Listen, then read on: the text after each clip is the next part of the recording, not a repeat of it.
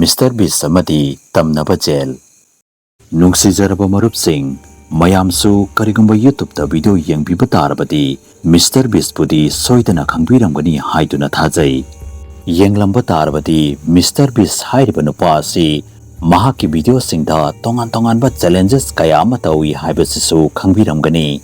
Adubu 2019 da mahaki anouba video amagi damak Malemgi Top YouTuber oiriba Mr.Beast Jamie Dolanson na handaki mahaki anouba video asida tonganba mayamga iman manadaba itop-topa ama tauge haiduna khankhi. Songlaba chingnung natraga island gi mahutta Mr.Beast na handakti mahaki mamanaba singa Malemgi khuwaidagi haunted oiba mafam amada chatkani amadi mafam aduda mahak amadi mahaki teamga loinana pung kunmari leigani haiduna khankhi.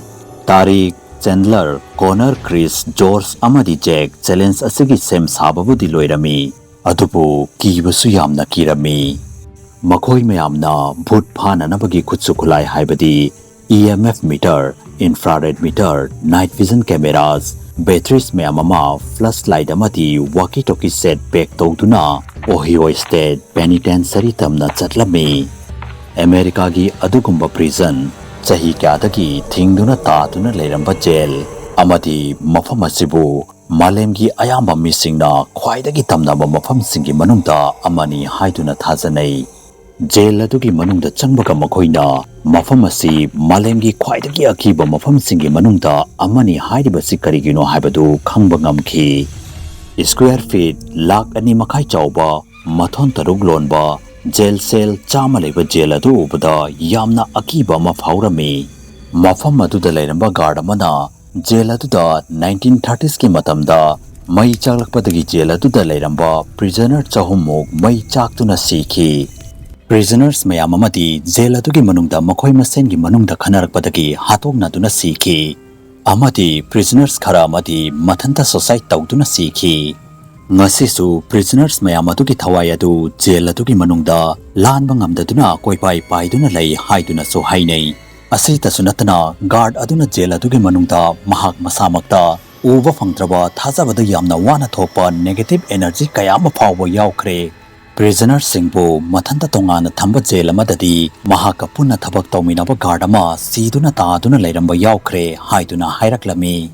Guard aduna warning piduna makhoi mayamgi maraktaki mi amata tongana chatkanu punna layu amadi makhoi masengi maraktasu mathong chadaba phagi tawganu. Guard aduna jail adugi manungda hospital amadi church amakak leibani mafam aduda soikhidana faw changge khanganu haiduna su hairaklami. Mr.Beast amadi mahaki temadu guard adugi wahya adu tabada kibabudi kirami. Ado oirabasu kirasu kina Mr.Beast mahaki camera adu paiduna jail adugi manungda changlami. Mahakna khangningliba si jail adugi manungda tasengna bhut leibra natraga leitabra haiba sini. Amadi karigumba bhut leiramba tarabadi jail adugi manungda pung kunmari leibagi challenge adu mapung phana tawba sini. Makhoina jail adugi manungda changduna paranormal devices sing adu on tawbaga khudakta bip tawbagi makhol ama laklami. Makhoigi EMF meter adugi light adu kufet kafet ngalaklami. Madona takpadi bhut sing adu makhoigi manakta leirami. Madobada makhoi mayam adu khara kibabudi kirami. Jail adugi saruk ama yenglaba matungda makhoi jail adugi main hall aduda yauraklami amadi mafam aduda makhoigi base camp adu semlami. Maramdi main hall adu yamna chaurami amadi jail adugi manungda changfamgi manakta su leirami. Mr.Beast na makhoi mayamda hauzik makhoi tongana chatuna mafam adu amuka yengthokpana fagani haiduna hairaklami. Madugi matungda Chandler, Mr.Beast amadi George hospital adubu explore tawba amadi Chris, Jack, Connor amadi Tarik solitary confinement haibadi prisoners singbu tongana mathanta thamba jail adubu explore tawba haiduna yanarami.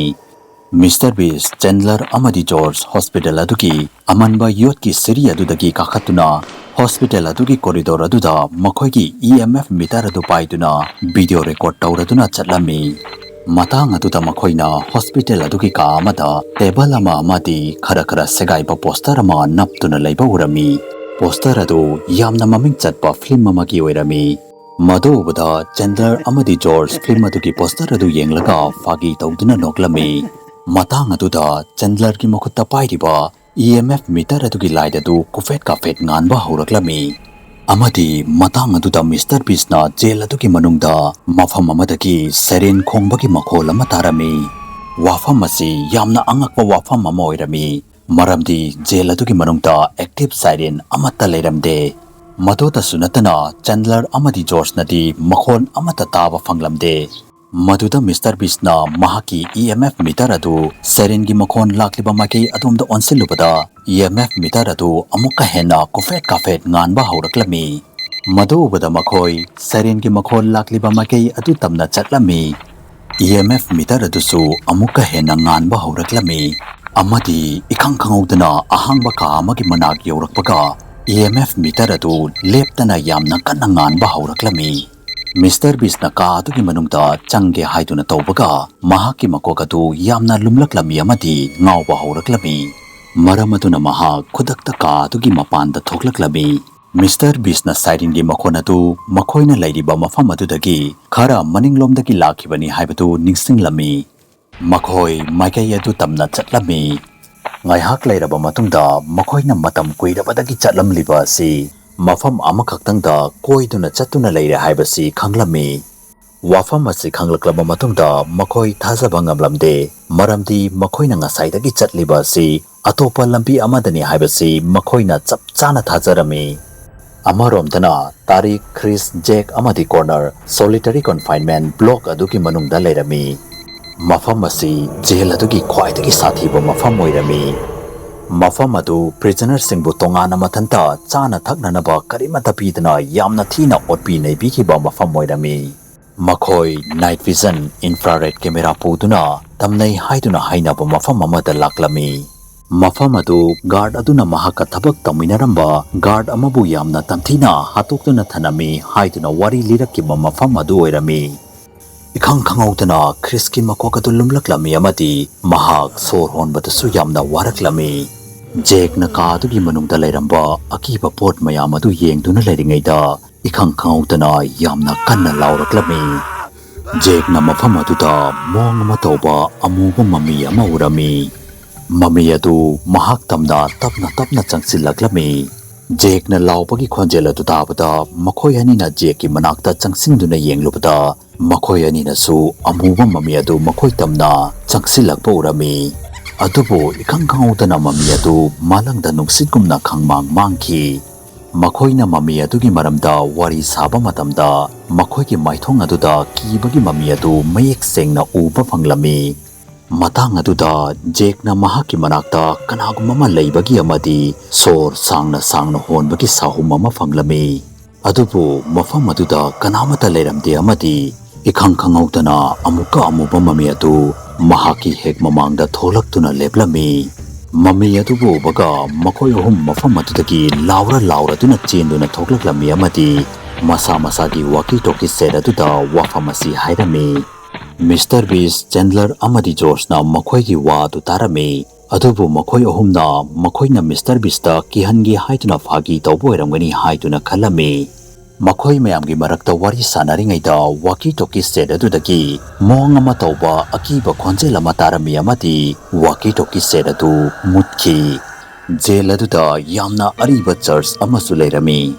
Mr.Beast na hojik makhoi church adugi manungda changduna yenglamlaga mafam adudagi chatkibana fagani haiduna khalami. Maramdi mafam adu uraba matungda hojik Mr.Beast su mahaki teamgi maramda khanbada waba hauraklami. Church adu ahanbada execution hall ama oirami. Haibadi mafam aduda mi singbu thauri yanduna hatpagi mafam ama oirami. Church adugi maramda hainabadi church adugi manungda thauri yanduna hatkiba mi mayam adugi thawai adu ngasi su church adugi manungda koipai paiduna lei haiduna hainei. Mr.Beast na priest amaki acting tawduna Chandler bu sitamada famanduna mafam asida lakbibagi yamna nungaijare haiduna mafam adugi tamnariba sigi maramda wari sanarami. Matang aduda amuka mahaki waki toki set aduda khonjel ama laklami. Handakti waki toki set aduda Krishna makhoigi location adu hanglaklami.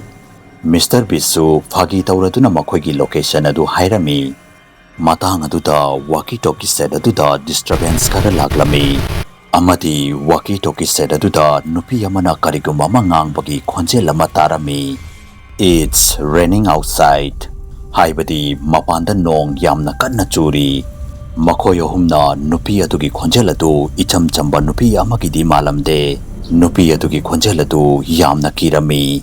Chandler nadi nupi adu yamna akiba mong amata nokpasu malami. Amadi ikang kaungdana nupi adu tumina laiki.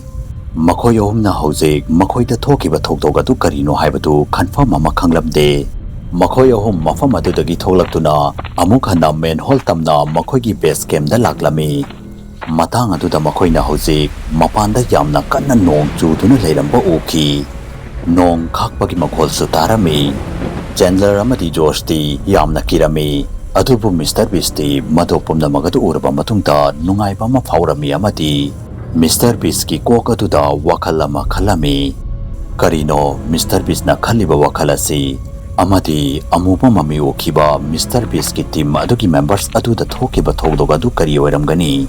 Makhoi kadaida amadi karamba fipamda leiramgani. Masai pumna magasi khangnabagidamak Mr.Beast Amadi Tamnaba jailgi part 2 taba kawiganu. Facebook ta Manipuri horror story gi Facebook page fu follow tawiramu.